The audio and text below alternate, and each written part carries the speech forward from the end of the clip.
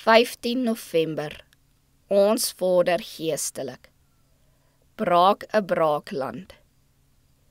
Saai vir julle volgens die eis van geregtigheid.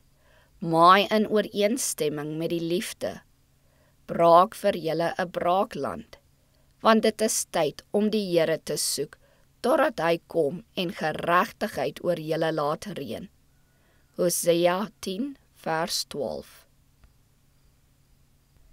Die beginsels van die waarheid moet in ons karakter en lewe ingeweef word. Elke ligstraal wat op ons wegval, moet ons koester, en ons moet volgens die vereistes van God lewe. Ons moet geestelik groei. Ons verloor veel van die seën, omdat ons nie in die Christelike lewe vorder nie. Die lidmate van die gemeente van Christus behoort die hemelse ligstrale van Jesus vir hulle self te versamel en aan ander uit te straal, sodat daar op aarde 'n verligte pad na die hemel is. Hulle moet soos die verstandige maagde wees wat die karakter van Christus met brandende lampe aan die wêreld voorstel. Ons moet met niks minder tevrede wees nie. Ons moet nie met ons eie geregtigheid tevrede wees en voldaan voel sonder die diepe roering van die Gees van God nie. Christus sê, sonder my kan julle niks doen nie.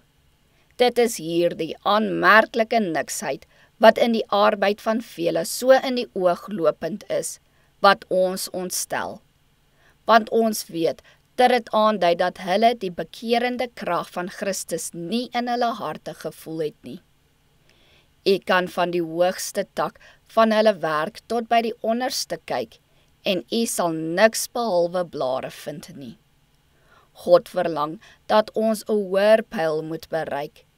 Dit is nie sy wil dat dit ons so aan geestelikheid moet ontbreek nie.